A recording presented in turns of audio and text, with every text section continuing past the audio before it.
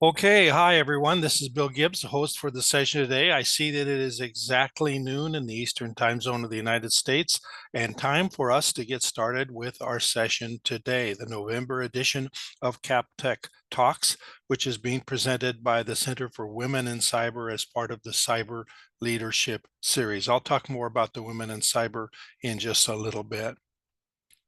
Today, I'm very excited with one of our true experts speaking to us, Donna F. Dodson, who will be speaking on cryptography and interdisciplinary approach to today's cryptographic infrastructures. Do not ask me to say that very quickly, but I'm surprised I was able to get it out all together in one sentence. Now, here's the agenda that we'll be following in the Center for Women in Cyber Leadership session for November. We'll talk a little bit about capital, have a little bit of housekeeping, then we'll talk about the center. I'll introduce the presenter and then take it away. The bulk of our time together is with the presentation. We'll have an opportunity to have questions and answers, and I'll explain how to do that in a moment. I'll talk about the final series in the leadership series, which is in January, and then also how to get a copy of the recording slides and a certificate of participation or attendance. I know from looking at the list of everybody that's here that many of you have joined us for other sessions.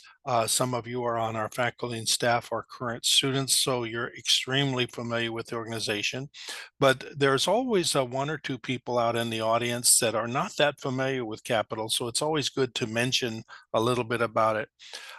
In just 3 years, actually a little less than 3 years, because it'll be in October of 2027, we will celebrate our 100th anniversary. We're already planning on that. We're based in Laurel, Maryland, but we started in the Washington, D.C. area where we're still located. We're one of the few private universities in the entire United States that is devoted specifically to high-tech STEM-related academic fields. The university offers regionally accredited degrees at the associate, bachelor, master, and doctoral levels. Here's some housekeeping that we want to do today. We'll answer questions at the conclusion of the presentation, but you can actually post them at any time in the text chat. So make sure that you have the text chat open and you can type the question in. I will come back to that question at the conclusion of the presentation, and our presenter will answer them. We're not activating microphones and webcams for this session today. A link to the recording and to the slides will be sent to you and all registrants and will be also available on our webpage. And then a participation certificate is available by request. I'll talk more about how to receive that at the end of the presentation. Now, I want to talk just a little bit about the Center for Women in Cyber. Under normal circumstances, this section would be handled by our Center for Women in Cyber host, Kimberly Mencel. Kimberly is an official with the state of Maryland and told me today that she could not join us to introduce our speaker and to serve as host because she was having a meeting with the governor of Maryland. I told her, just invite the governor to come along. I'm sure he'll be interested in the topic. For somehow, I don't know, he decided not to be here. So Kim can't be here either. So I've stepped in for her. I'm certainly not a woman and not in cyber, so you'll have to apologize. I'll have to apologize for simply not being able to fill that role, but I do want to talk about the center. It's focused on empowering women of all ages to pursue careers in cyber. Our presenter today is a wonderful example of this. This center seeks to address the growing need for women professionals and leaders in cyber-related fields. The technology field's gender gap has been a persistent challenge. The Center for Women in Cyber encourages women to seek opportunities in the important and developing field of cybersecurity so their contributions can be embraced. The center is passionate in its quest to develop the next generation of diverse cyber leaders. And with that, I want to introduce what we'll be doing today. With the topic, Donna F. Dodson will present on cryptography, And let me read her bio. Donna F. Dodson has worked for more than 30 years to improve the nation's cybersecurity. She was the principal technical expert and management advisor for cybersecurity for the U.S. Department of Commerce and the National Institute of Standards and Technology, driving collaborations with other federal agencies, the private sector, and academia. Donna led all aspects of the NIST cybersecurity and privacy program and was the inaugural director of the National Cybersecurity Center of Excellence. After retiring from government, Donna became an industry thought leader, bringing innovative science and technology solutions to address the needs of the customers. She is the recipient of numerous awards, including one of the top 10 influential people in government IT and the Presidential Rank Award, which honors career government employees for sustained extraordinary accomplishment. And with that, I'm going to transition over to Donna Dodson and give us a moment to, as I stop my screen share and she starts hers. So, hello everyone. It's really a pleasure to be here. Let's see, I'll get my slides up for everyone. Okay.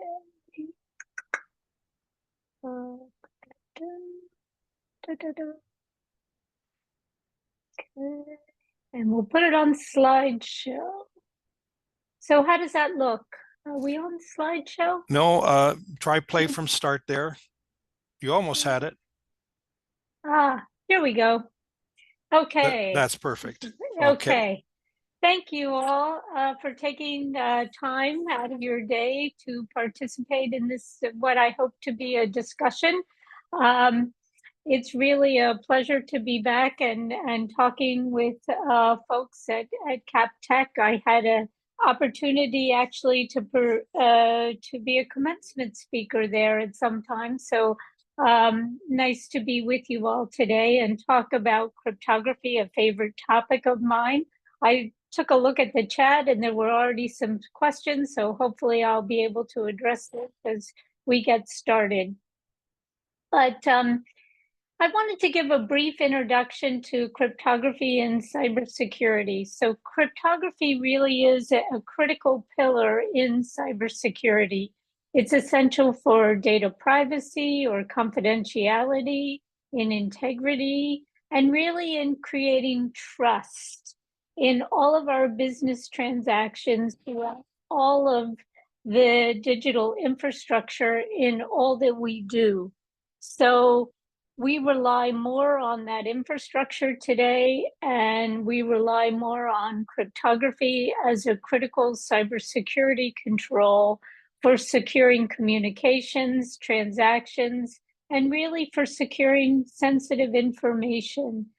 As we rely on cryptography as this critical pillar in cybersecurity, we often think of it as a mathematical discipline.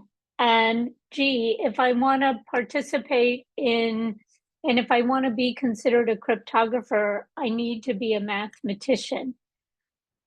What I wanted to talk about is the different fields that come together to make up an important aspects of cryptography, because it used to be that cryptography was considered a small isolated discipline in cybersecurity and in the IT infrastructure, but it has grown so much to be a critical security control and a critical control that we rely on for trust, that it's used everywhere all the time. And because of that, traditional perception that it's only for mathematicians has changed quite a bit. In today's world, we're actually seeing a revolution in cryptography with the advent of quantum computing. And I think that was one of the questions already in the chat. quantum computing is changing the way we look at cryptography because so many of the algorithms that we use today will no longer be effective. So we're actually having to change out and change our infrastructure. And in order to do that, we need many different disciplines to come together to make some of those fundamental changes. So beyond mathematics, it's a multidisciplinary nature for cryptography. While the mathematical algorithms are the core foundation, building secure infrastructures demands expertise across multiple fields. Key roles in cryptographic solutions are shaped by varied fields working in tandem to strengthen resilience and adaptability, which is really in cybersecurity. We need our solutions to be resilient and we need them to be adaptable. And that's true in cryptography today. So it's not just you have a mathematical foundation for an algorithm and you put that in your infrastructure and now I'm finished and I don't need to look at anything for years. That's not the cryptography of today. What kinds of disciplines should we be considering when we think about cryptography? Certainly, computer science and software engineering and mathematics, algorithms, cryptographic algorithms, software integrations, and system efficiency are core to the development of cryptographic infrastructures. But that's not all. Physics and engineering, as I mentioned, with the advent of quantum computing, we are seeing changes in our cryptographic infrastructure. And quantum computers bring a different dimension to how we look at cryptography because of the capabilities of quantum computing. We're seeing new types of cryptographic capabilities come into play that may not be based on mathematics, like quantum key distribution, which is information theoretic, not mathematical theoretic, not just based on math. So we're seeing physics and engineering come into play. Hardware design is critically important for our algorithms, for our protocol design, to get that kind of system efficiency, to get cryptographic processing efficiencies. So there's a lot of importance in engineering that comes into play. Biology. When we think about the use of cryptography and actually putting it out in the field and using it in an applied way, we see things like biometrics for authentication. There's some science that's looking at DNA-based cryptographic models, which is really a research project today, but we don't know where things may be going into the future. So we want to have different disciplines looking at how to manage our cryptographic infrastructures for today and for tomorrow. Psychology and sociology, critically important in the use of our cryptographic infrastructure. Understanding human behavior for secure user experiences and adherence. How do we design our cryptographic infrastructure to make it easy for users to do the right thing, hard to do the wrong thing, and easy to back up if you do the wrong thing?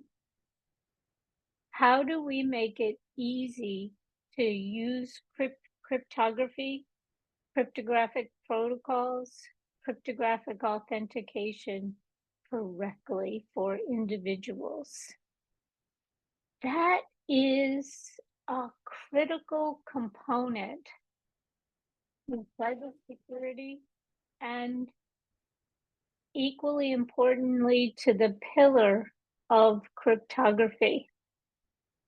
Bad actors often do not attack the actual cryptographic algorithms. Instead, they actually try to access the cryptographic keys associated with the algorithms in ways that play on social behaviors, trying to get users to unknowingly provide that cryptographic information like keys for to unlock the data protected by those algorithms. So the psychology and the sociology for human behavior becomes a critical element of designing and deploying strong cryptography in applications, protocols, at all levels in our digital infrastructure. And I can't say enough about the importance of that in a team. And our overall design, that user-centered security design for seamless experience and usability, that goes and brings together the computer scientist, the software engineer, the physicist, the biologist, the psychologist, all come together and need to be part of that design team as we're deploying cryptography. So from research to design to deployment, that having that user as part, that user-centered design becomes critical.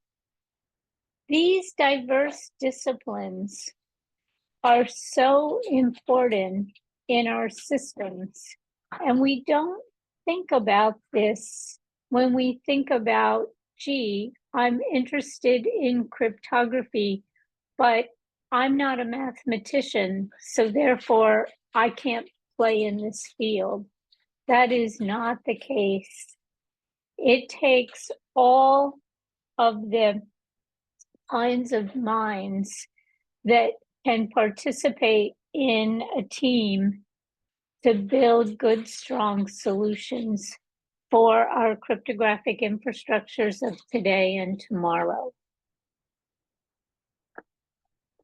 So when we're designing cryptography, we really have to think about trust and governance in cryptography. Again, we used to think about cryptography as something that's inside the system that no one ever thinks about, that no one ever sees. But cryptography provides an essential role of providing trust in our cybersecurity systems. It's really the ultimate goal of why are we putting cryptography in our systems? It's establishing trust in the systems and trust in the data. It's protecting the data, it's protecting the systems, it's providing confidentiality that that bad actors cannot see the data. It's providing trust that in fact the data has not been altered. And by providing these kinds of protections in the system and in the data, we can trust those systems and we can trust that data. In order to be able to have that kind of trust, we need to have governance around our cryptographic systems. And we don't really think about a governance structure.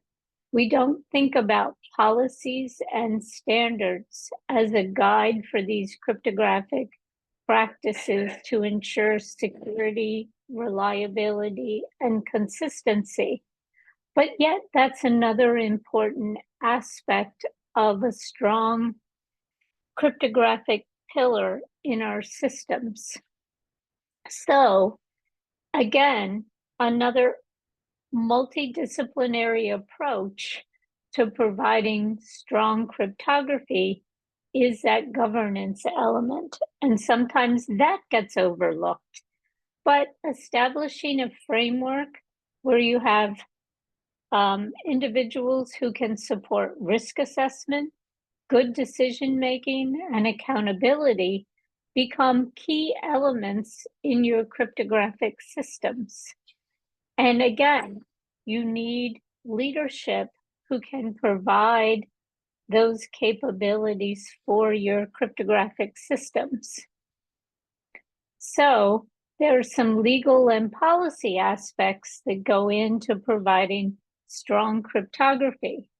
And just to prove that aspect of things, I have actually worked for 2 administrations and reported directly to 2 presidents on policy aspects that affect the whole United States around cryptography. I've actually written papers for 2 presidents about cryptography and policies that affect all of us in this area. So you think about, again, the math side of things, but the legal and policy aspects of cryptography in an organization are important, and between organizations become vitally important to provide that trust and confidence in our data and in our systems. So there are areas of data protection and privacy laws, like the European Union's GDPR or the California Privacy Act, that impact how cryptographic systems handle personal data. And again, it brings the technology and the policy together and how cryptographic systems need to be governed, and it flows into that design and development. Intellectual property and licensing. Cryptographic algorithms may be subject to IP. Compliance is essential for use and development. Very often, regulated industries like in finance and healthcare want to ensure that data is being protected, and to be able to demonstrate that you are protecting that data and that information, and that you are protecting things like personal information. You can demonstrate cryptographic controls. For example, encrypting information as a cryptographic control of the name and address and social security number, and then being able to demonstrate that back for a compliance issue. So compliance and audits become important.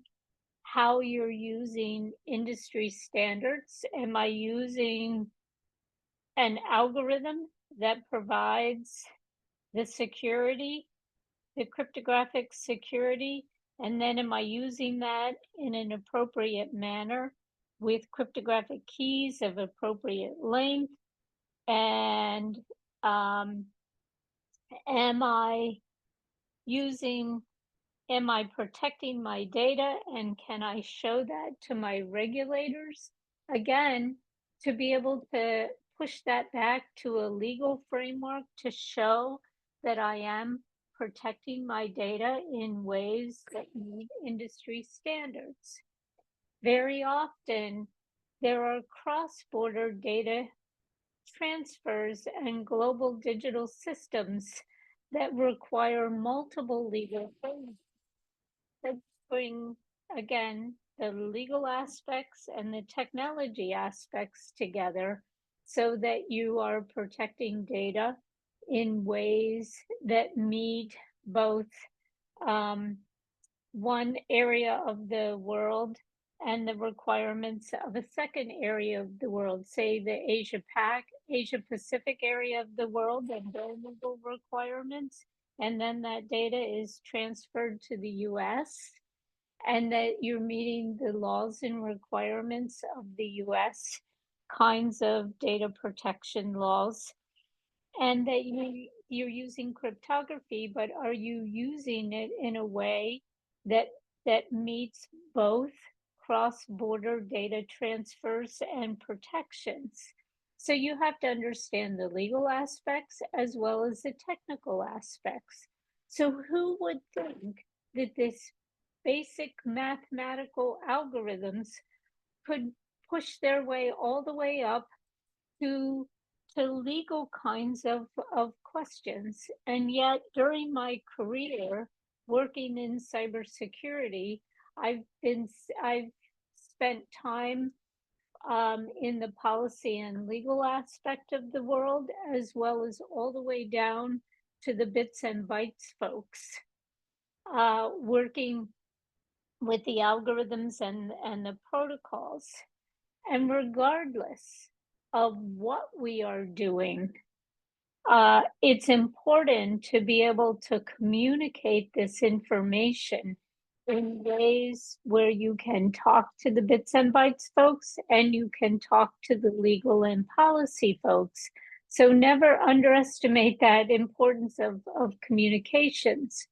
But practical cryptography, building cryptographic systems, mathematical foundations, you may want, if that's the area that you're interested in, you may want to have proficiency in areas like number theory, algebra, discrete mathematics, understanding complex algorithms, factorization, elliptic curves, modular arithmetic.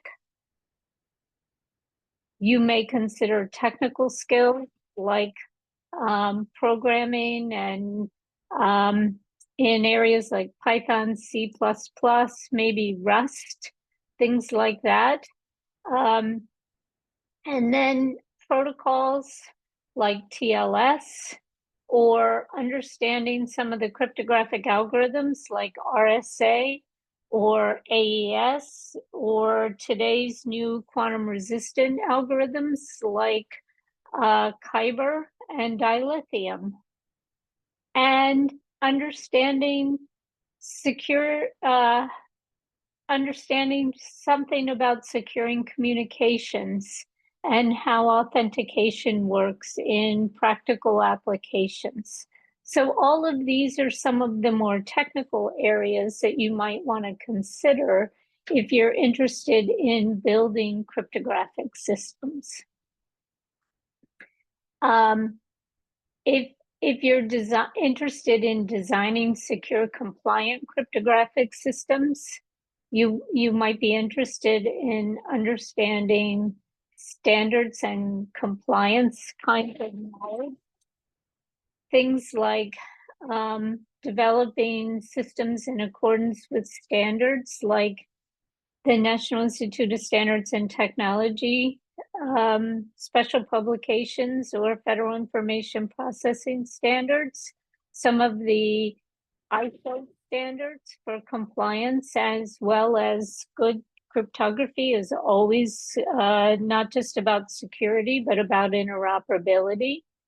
You might look at protocol design and what security protocol design is, looking at them back with some of the standards, some of the things that the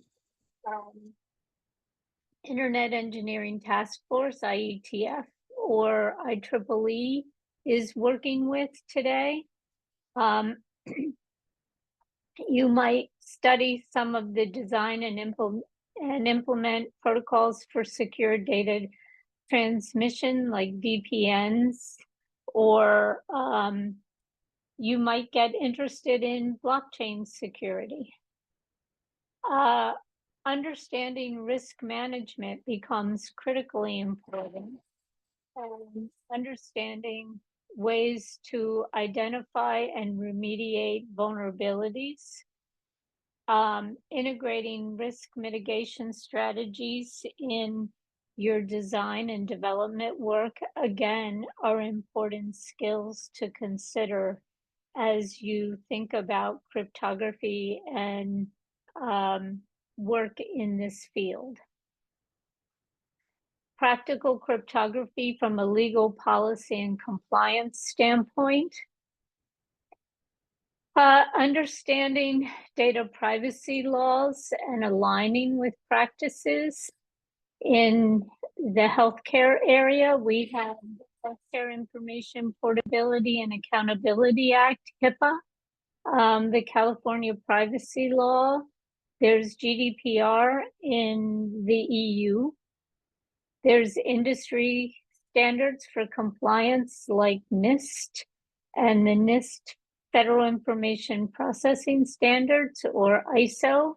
There are standards in the Internet Engineering Task Force, like I mentioned before, or IEEE. Cross-border data transfers and what you need to think about there for data transfer regulations. The balance between privacy and law enforcement access becomes incredibly important depending on where you are in the world. And that gets to being able to read encrypted data and who has the right and the responsibility to be able to read encrypted data. So if you and I are encrypting information, is there a responsibility for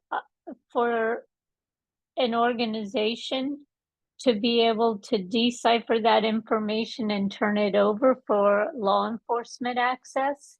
That all depends on which parts of the world you're living in and what the legal requirements are.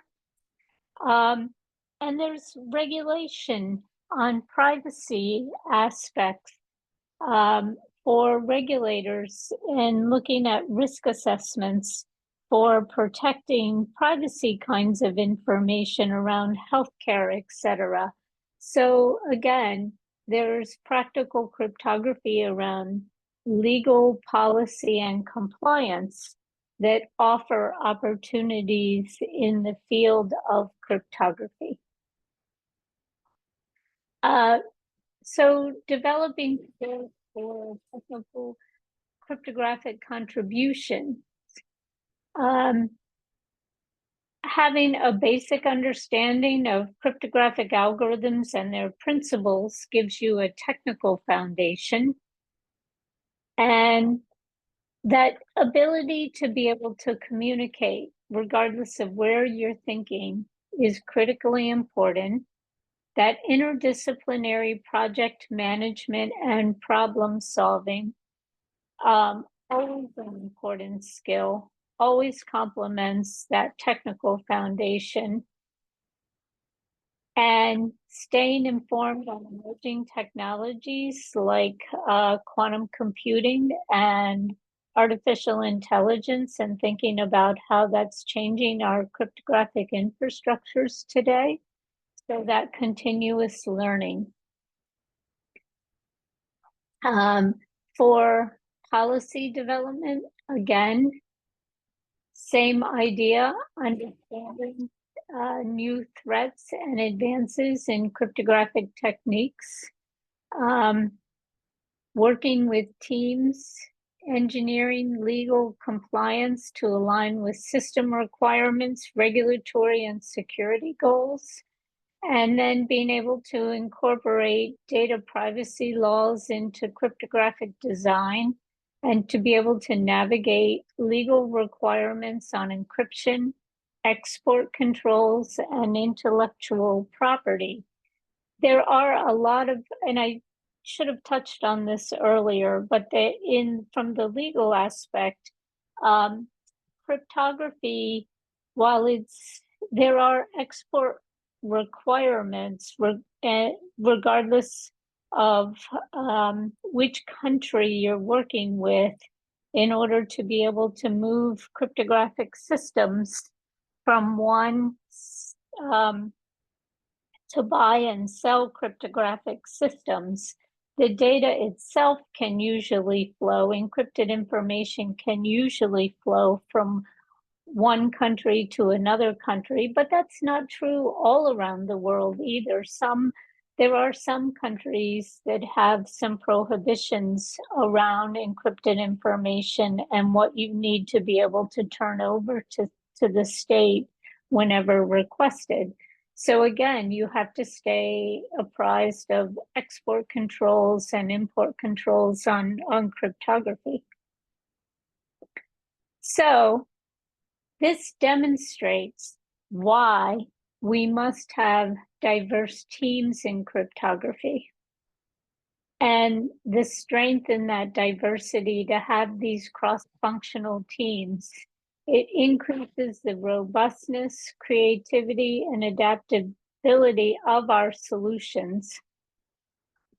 And that leadership and that collaboration that you bring to the table creates that diversity and ensures a comprehensive and perspectives and resilience in design. No one person, if you have a team that only has skills in mathematics, they cannot meet all of these requirements that we've just talked to. So find your place, identify the skills that you have from this kind of conversation, and think about how you can contribute to cryptography. Seek interdisciplinary learning and cross-functional collaboration opportunities. Look for mentorship, upskilling programs in cryptographic communities as a pathway to begin your journey in cybersecurity and cryptography if this is something that's of interest to you. So you can build a career path in so many different ways in cryptography, from engineering, computer science, physics, psychology, sociology, from a legal perspective, from policy, from communications. There are many, many ways to start your path down the road of cryptography. And there are many, many ways that you can bring that skill set to create that multidisciplinary team. And I think it's really important for all of us to join the effort, because cryptography is an essential control in cybersecurity. It brings that trust that we must have as we rely on our digital infrastructures today. And we continue to rely not just on our digital infrastructures, but on everything that we are doing in life. IoT, operational, everything has an element of cybersecurity and underlying that of cryptography. So getting this right in all of our systems is really essential for each one of us and for the organizations which we support in so many ways. So I wanted to give you a thoughtful perspective on how to think about cryptography for today and for the future, and how you can get involved from that from that diverse perspective, and think about how you can bring your skills to play. I'd be happy to talk now. I've saved some time for questions, but I'd be happy to talk about some of the changes that we're seeing in crypto today with and what's happening. The purpose of this talk was to give you a perspective of the different skills that go into building good, strong cryptographic solutions, and to get out of the mindset that it's only a math problem. Thank you. Thank you, Donna. I appreciate those remarks. It's been interesting following the chat how many people are requesting that we send a copy of the recording to them so that they can go over it again. I just want to reassure everyone, we are going to be sending a link to the recording and a link to her slides as well to everybody who's registered for the session. That includes those who watch it on demand later on. But let's come back. There are a handful of questions and a handful of comments. Um, you touched on this, but Arnold asked an intriguing question. He said, interested in how quantum computing will impact cryptography. It might be helpful to kind of do a little bit of a dive into quantum, since that is a field that's exploding right now. Absolutely. So today, our cryptographic algorithms are of two natures. One of them is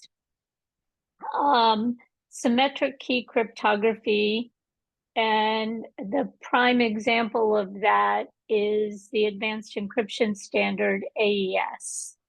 And symmetric key cryptography was looked at by a researcher by the name of Grover. And Grover's algorithm on a quantum computer showed that you would actually be able to look and generate cryptographic keys faster.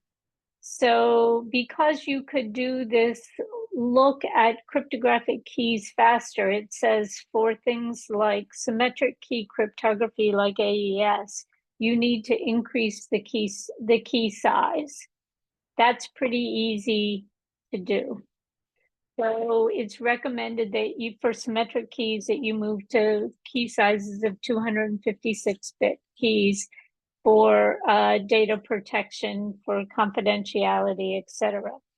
For asymmetric key or public key cryptography, that's used for key exchanges and for digital signatures and for public key cryptography, that's a different story. And that is really based on things like factorization. There has been a lot there. The first actual use of quantum computing, before, when quantum computers were really just a theory, the first algorithm that came out of there, Shor's algorithm, demonstrated a break where you could completely break public key crypto solutions, public key cryptography. So in fact, the algorithms that we use to do that today, like RSA and elliptic curve cryptography, fall when we have a cryptographically relevant quantum computer, which we don't have today, but we're getting closer and closer to having those. So our public key cryptography of today breaks. NIST, working with the cryptographic community, just recently, after an 8-year competition, has put out standards for 3 new post-quantum cryptographic algorithms to replace the current public key algorithms in use today. And Kyber and dilithium, and a third one, Falcon, will be coming out soon. These algorithms, because they are resistant to quantum computers, they won't break when there is a cryptographically relevant quantum computer, and they should be secure against traditional computers like we all have on our desks and we carry around with us today. So they should be able to work in our infrastructure. They have some differences than what we're using, and they require a lot of changes in our infrastructure. They don't just drop into our current protocols, etc. So the migration to put these in place is a pretty heavy lift because we don't realize all the places that we use cryptography in our phones and in our cars and in our laptops and in all the devices. And we have to change the algorithms and the protocols and the applications. There's a lot of changes that need to be made. There's a concern that bad actors today can harvest cryptographic information that's protected by these classical algorithms like RSA and elliptic curve cryptography, ECDSA, elliptic curve digital signature algorithm, ECDSA, store it and wait for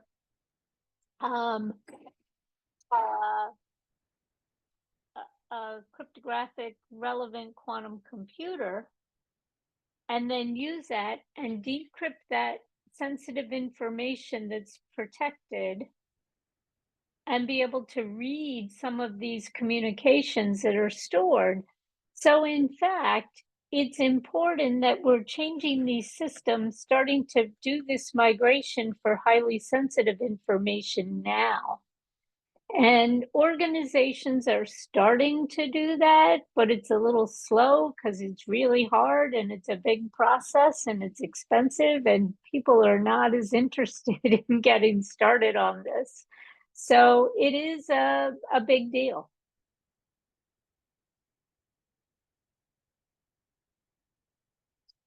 I can't hear you. I'm sorry. That's Okay, okay. excellent response. I want to take a later question and then come back to an earlier question. The later question was asked by several different people, so I want to make sure that it gets answered. Jennifer and several others have asked about where they would find mentorship opportunities for cryptography. Right. So there's a lot of programs for mentorship in financial institutions. Often have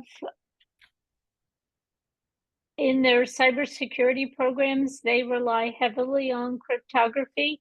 And so as you're looking at organizations that use a lot of cryptography, financial institutions will often have like summer programs, et cetera, and bring people in to work with them. The federal government, NSA, often has a very big program where they hire people. For those that are in the Washington area, NIST brings in people, CISA brings in, the Department of Homeland Security brings in people all working in cryptography. The healthcare industry often relies heavily on cryptography as well. So a lot of the industries that have regulation often use cryptography. So that's always a good place to start, is looking at those that have regulation, as well as the tech industry. So Google and Microsoft and AWS have large programs in cryptography and quantum computing and in some of these advanced fields as well, are good places. Thank you. Those are great answers. Several questions dealt with artificial intelligence, and one question dealt with the merger between artificial intelligence and quantum computing. Quantum? But go ahead and speak a little bit about AI and its role in all of this. Sure. So overall, in general, not from the security side, but in general, you can think about quantum computing creating new models to create more information for us, right? So it's going to, quantum computers are going to give us new looks at, say, gene information or financial models and things like that. And AI is going to give us a better way to understand that information. So they're going to work together. From the cybersecurity side, AI is going to help us find more vulnerabilities that is going to be used by bad actors to uh, AI is going to help us remediate our vulnerabilities. That's going to be used by bad actors to find some of those vulnerabilities, including in cryptographic systems. So it's going to both help us and hurt us. And this will be our final question as we we try to approaching the end of the hour. A question that came up from Abahagang was, I am a software engineer transitioning into cybersecurity. How do I fit into the cryptography world? Sure. Software engineering is an incredibly important discipline for cybersecurity. Secure software development is something that's a very important practice. For a long time in cybersecurity, we were down here always remediating bad things after they happen and not trying to make better, more secure, more resilient software. And really, we should be trying to make better software, more resilient software, so when bad things happen, it can continue to operate. So I think as you look at secure software development lifecycle practices and you bring in your software engineering, that combination is an incredibly powerful combination. And that's really where organizations should be looking to have more resilient software and not trying to just remediate bad things after they happen, but to be actually trying to design better and find flaws before they get out into products and solutions. So secure software development practices and software engineering go hand in hand, and looking at those together. Thank you so much. And I want to thank you for your presentation. The remarks here in the chat have been really interesting, and I think that people have really benefited from this. I'm going to turn back on my screen share so that we can wrap this up. And okay, there we go. We have more webinars through the year, but we have one more webinar that's in the Women in Cyber Leadership series, and it will not be until January 16th, but be watching for information about it. It's with Dwayne Hart. It's called Cybersecurity Leadership Starts Long Before an Attack, which is a beautiful segue with what Donna just said, that let's figure out how to prevent the attack rather than wait to be reactive after the attack. And that's what Dwayne Hart will be speaking on that next webinar in January.